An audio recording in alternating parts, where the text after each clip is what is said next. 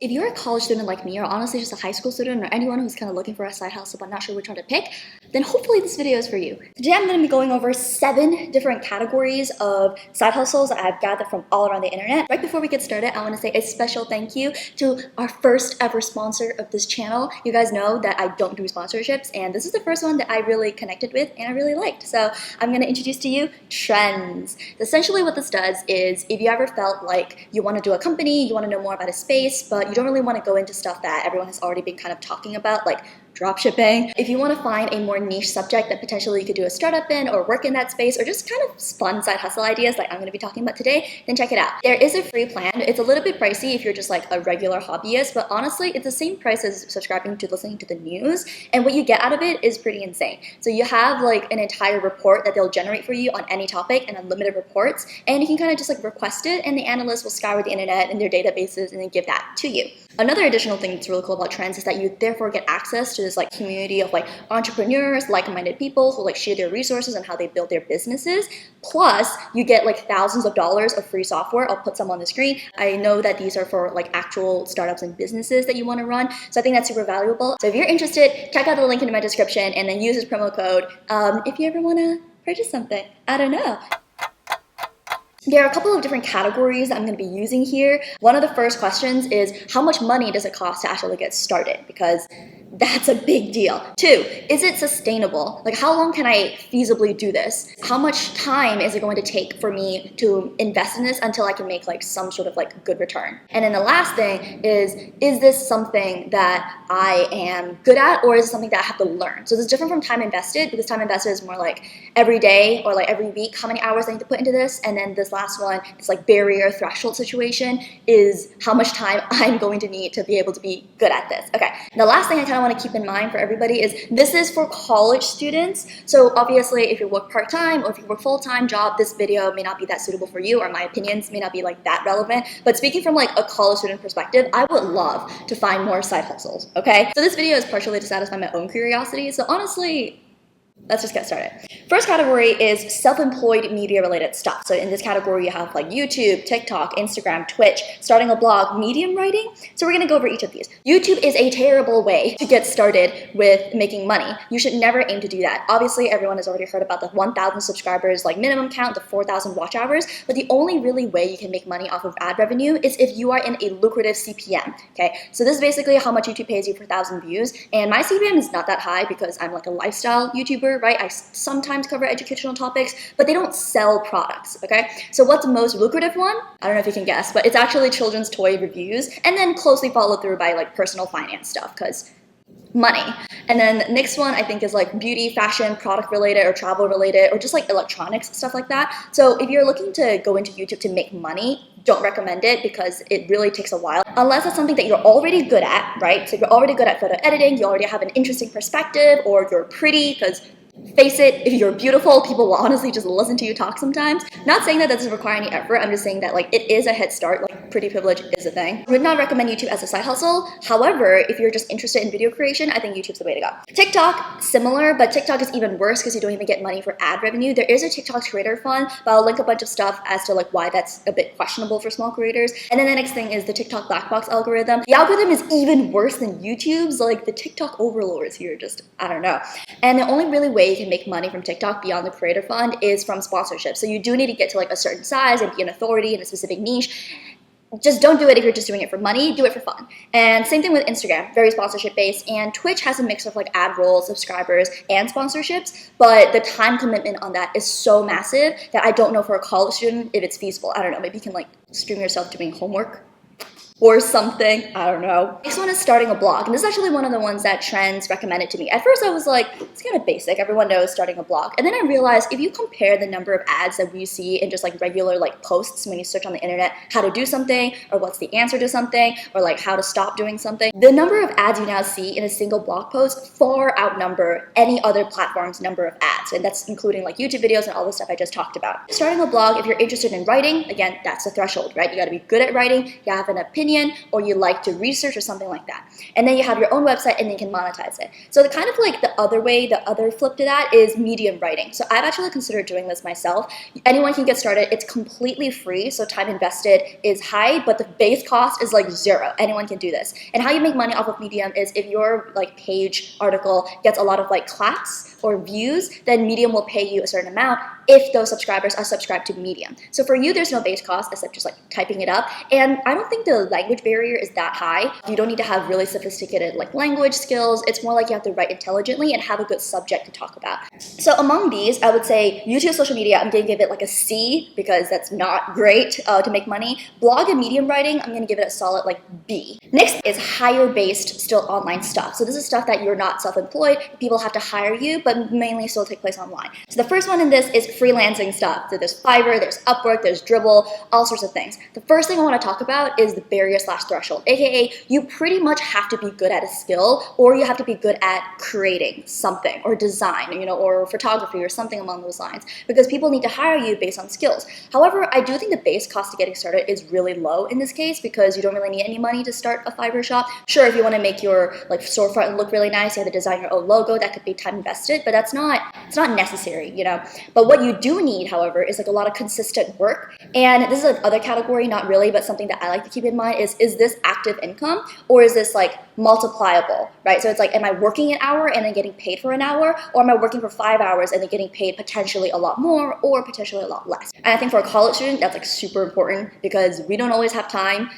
And if we can spend less time to get more money, like, why the fuck not? If you're someone who's like looking to get started in any of these jobs, I would just say do your research, do your niche, and potentially even spend some of your own money buying from some other sellers that you would like to be and kind of see what their process is like. What's their response time, what kind of products do they offer, what's their follow-up, how are the reviews, and then kind of emulate that and get started. Overall, I'm gonna give this like a B. I think it's like pretty good, but because it's additive income, I don't know how that's gonna work with your like time schedule in college, right? But for me personally, probably not something that I would do. Next one is social media management.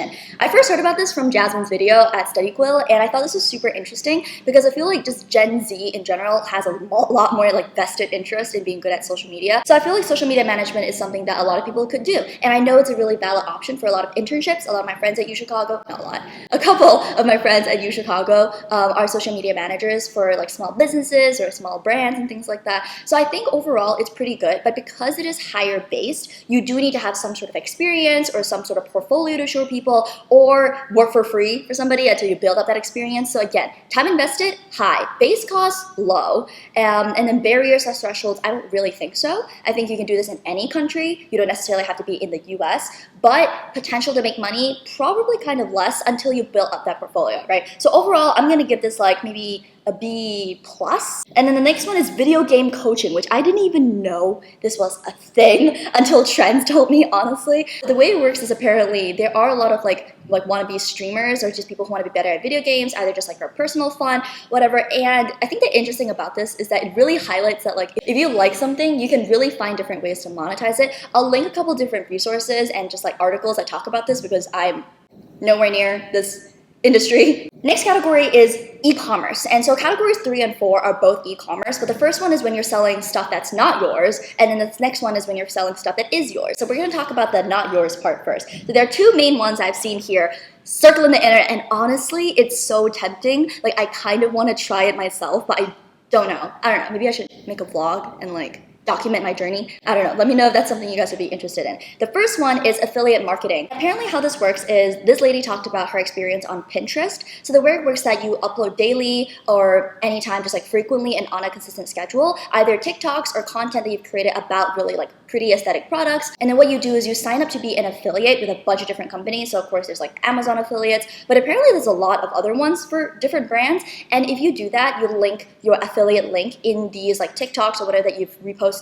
Obviously, please credit these creators. And you put it on Pinterest, you can actually gain a really steady following if you do this consistently. And then when people click into your affiliate link to buy the product, you then get a cut of that. So what's interesting to me about this is that it also seems like it doesn't require too much time invested beyond the like maybe half an hour a day that you like post stuff maybe. I do think, however, this does require some like good intuition or good research, because you need to know what's trending, you need to have a good idea of like what's going on, what products would sell, what would people buy. I think it's a pretty solid option, so I'm gonna give it an A. The one thing that makes me kind of iffy about it is that you're reposting content that's not your own, so I guess just be really clear on like crediting the people who created the content, and I think overall it should be okay. Next one is drop shipping. All right, the amount of videos I have been recommended for drop shipping is actually insane. All of these like scammy ads. All right, so I did a little bit of research into it, and the idea is actually really simple. You buy stuff off of AliExpress, or you find a product that's really cool, you make a website, you make a brand, and then you sell that product. And when a customer places an order on your website, it routes so that it places an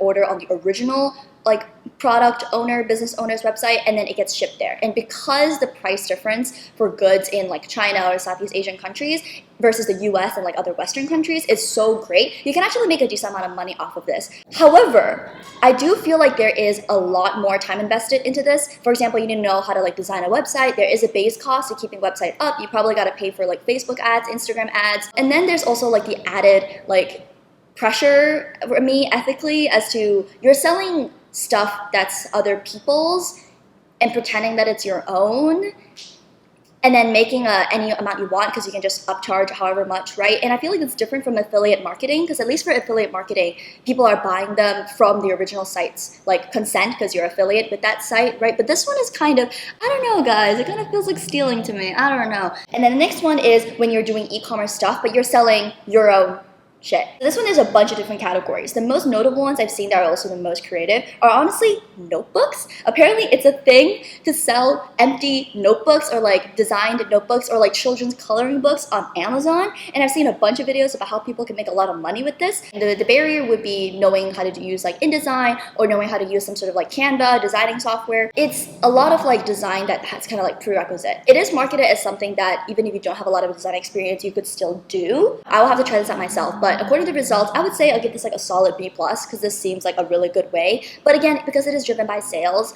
you really have to work like the SEO optimization and do your research into what's trending, but solid. Next one is art prints. Now again, if you are an artistic person, you should absolutely do this. I know the logistics, the packaging, the selling, the Etsy shop setting up, etc. seems like a hassle, but if you create a really cool art print, you can put these on like keychains and stickers and posters and like binders and notebooks and stuff, and then you can sell all of it, and it's all yours because you created the art print, and I think that's super cool. So I'm gonna give this like a B, because I do think there's a lot more added cost there of having to like package stuff and ship it out, etc, etc. Next one is selling secondhand. Okay, I love you, Jasmine, but hot take, I think this is a terrible idea. One is because if you're selling your own stuff secondhand, it's already at a loss, you know, because you bought this stuff for a higher price that you're selling it for. And in addition, it's not sustainable. Like after you run out of clothing or product or whatever it is that you want to sell, after you finish with that, you're done, right? There's no other additional way to make money. I've also seen some people talk about going to thrift stores, thrifting clothing, and then selling it online. I think this is also really difficult because you have the base cost of setting up your Instagram shop, so all the shipping, logistics, all of that still applies, ads, working with other creators potentially, or if you just want to sell thrifted clothing and up the price. I don't know how I feel about that ethically as well. My thoughts on this, I don't want to flesh this all out in the video, it's not possible, but I do think that there's a lot of time like invested into this. You gotta go to the thrift stores, you have a good eye for clothing, you gotta be able to model them. Basically, you're making your own store, and I think that for the profit margin, which I don't think it's gonna be that high, like I don't think you can buy a t-shirt for like $10 and sell it for $50. Maybe you can, but I feel like that profit margin is just not that high to amount to all of that work. So I give it like a solid, maybe like C. We're moving right on. Next one is stock photos, which I've looked into because I want to be a photographer, as you guys know, part-time at least for fun. And selling stock photos on like Adobe Stock or Shutterstock or all of these different websites, it's surprisingly hard. And this is something that has a barrier to it. It's not like, oh, you don't need a camera to do YouTube, which is true. I use my phone most of the time. But for stock photos, you legitimately need a camera because they expect you to upload the files in like RAW files or JPEG files that are really large and almost impossible for you to shoot on an iPhone. And you also need the added skill of being able to frame stuff correctly. But beyond that, there's not really a base cost involved. So if you're a photographer, you have a cool camera, try doing that. It's kind of cool. It is a hit or miss though, because if no one buys your photo, then you don't get paid, you know? So I would say that it's very bad in terms of sustainability, but it's one of those things where like it takes maybe like 2 hours to set up, and then one day if someone buys your photo, then you get money. But if not, then just kind of forget about it, ignore it. Don't even treat it like a side hustle. Now that we're done with that category, we're gonna move on into investments stuff. So this includes crypto, and stocks. I personally do invest. I don't view it as a side hustle though. I just view it as like a slightly better form of putting my money in a savings account and not doing anything with it. But I think if you want to actively make money with this as a college student, it's really tough. There are a couple channels on YouTube that I've seen basically featuring college students who day trade as their like side hustle or as their job.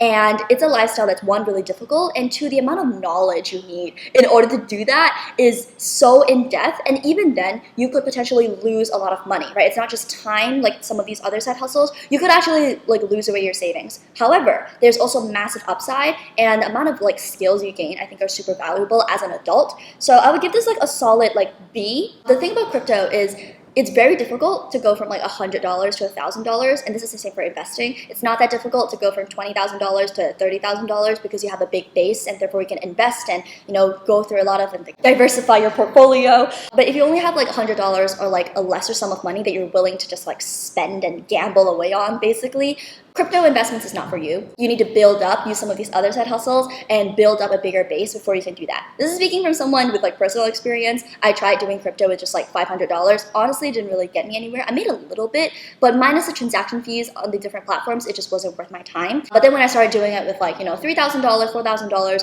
it made a bit more sense, but definitely not accessible to everyone. So I give it a solid like B. If you have it, do it. If you don't, moving on. So number 6 and 7 are our last two categories, and both of these are in-person stuffs. So the first in-person is also higher based. So these will be like your local services, the more traditional ones like babysitting, walking dogs. I know we're in a pandemic, and I know this is not super possible, but I'm just saying that if the pandemic lifts up, these are all valid options that you can do. But again, to my point, these are like additive income, and also you probably won't be able to make that much money. They're probably like a little higher than minimum wage or minimum wage jobs depending on what it is. Tutoring is also in this category. I mentioned it in freelancing because I do online tutoring, but you can also completely do it in person. But again, unless you're willing to turn this into like a little like business for yourself where you do it long like for many years, I don't think this is like the best. However, seeing as there's very little like base cost in it, you don't have to buy anything to get started, I still just give this like a solid like B+. This one is delivery services. Okay, so for me, I did a bunch of research on this. So like I have like a full page of notes just for delivery services. From what I can gather, if you have a car that is not very like gas intensive or doesn't have a lot of like mileage or something, and you live in a state where oil prices are not that expensive, this is very solid to do, especially if you sign up on all of the different platforms. Like there's like Uber, DoorDash, Grubhub, etc., Instacart, etc. You can make a lot of money, but I do want to point out that this is one of those side hustles where you won't be able to do anything else during that time. Obviously, you can't, like you can listen to a podcast maybe when you're driving, but you can't like be on your phone, you can't like do other stuff. While for a lot of these other ones, you can. It's like for YouTube, you can entirely do that when you're juggling like a bundle of other things at once. Affiliate marketing, you just set it up and then just like let go and then ignore it. Even selling stuff, you create it, you create your shop, and then you have the rest of the time to yourself. But this is more similar to those like tutoring or freelancing services where you have even less control of your own time, because if someone wants it in like 30 minutes, you gotta get their Pokeball to them in 30 minutes. But I think for college students, when you have that schedule, it's tough. I think you can, and I think it's really solid. But I can't comment on this anymore because I don't have a driver's license. So this is not an option for me. And I also think that if you're a country that's not like a US or Western country, you probably won't be able to make that much money with delivery services. One, because minimum wage is already low, quality of life is low in your country. And also just because you don't get paid as much by like the organizations, like the companies, right? Like Uber. Again, it doesn't scale. It's additive income. So next. Last one is in-person miscellaneous stuff, and I got the most interesting shit off of this category. The first one is plasma donor. Plasma is not blood. Apparently this is quite lucrative, but it's definitely not a stable side hustle. First of all, there are health restrictions on this. There's only, I think you can do it once a month or once every 2 to 3 weeks, depending on the place you're in. Also, you have to go through like a health checkup. Also, not all places will pay you for your plasma. There are plasma donation centers, and then there are paid plasma donation centers. I actually looked this up because I was very interested in this. So it greatly varies on how much money you can get paid, but I'll put up some numbers on here, and I think it's not bad. Honestly, I might start doing this. And the next one is a loan signing agent. I'm not eligible to do this because I'm not American, but if you are an American person living in the United States of America, then you can go ahead and try this out because it does seem like an actual job. So you have to do a test, which I know it sounds really bad, but it honestly doesn't look that difficult. Go online, check it out for yourself, right? Like see if that's suitable for you. You can pay it like project-based. And I feel like because you have complete control over your own time, people reach out to you and then you can choose to accept the job or not. I feel like it's a pretty solid side hustle idea, honestly. However, you do need to get licensed. And you gotta be an American. So none of these apply to me. I'm probably making it sound a little bit easier than it actually is, but I'll link the research I read about this again in the description, and I just think this is so interesting. That's basically it. Sorry this video was kind of long. I tried my best to give my like quick takes on each of these, and I know I didn't exactly like rank them in a tier list, but I feel like I spoke about them enough so that you kind of have an idea of what's suitable for you and what's not, hopefully. The final note I want to end this video on is super important, so if you stayed all the way here, please just go ahead and hear me out. I get so many DMs and emails from that one video that went viral on my channel about like, oh, I want to make as much money as you do. Can you tell me how to do it quickly? Or can I like get the students you're getting, etc., etc. And I just want to emphasize, along with all of these side hustles, that none of this is easy money. There's easier money, but there's no such thing as easy money. Even from the life of like a YouTuber or someone who does this full time, not me, but for someone who does it full time, yes, it's easier than working like a 60-hour-a-week job, duh, but it's not easy to get to that point. You know, you need to put in like a lot of time and effort, or at least have some passion or creativity in order to get there. And I strongly believe that any service or any job that markets itself as like, oh, you don't even need to do anything, you're just gonna do this, I immediately think it's a scam. Because even if it's something that maybe doesn't require as much effort, don't market it like it's like all-inclusive, because it's probably not, right? Like even for the most like inclusive thing I can think of on this list, which would be like freelancing, if you don't have access to like a fast enough Wi-Fi, or if you don't work like a traditional 9-to-5, or if you have some sort of like flexibility issue with like order, you won't be able to do any of these things. All of these are inherently just like very exclusive in some manner, but I think it's fine as long as we acknowledge the different barriers and thresholds that each job may have, and we just pick one that kind of suits us. If this video was helpful to you, please go ahead and smash the like button. Give your girl a little subscribe. I am in the middle of finals week. I just finished a 3-hour final today. I have 3 more tomorrow. So wish me luck. I'll see you guys next week. Bye!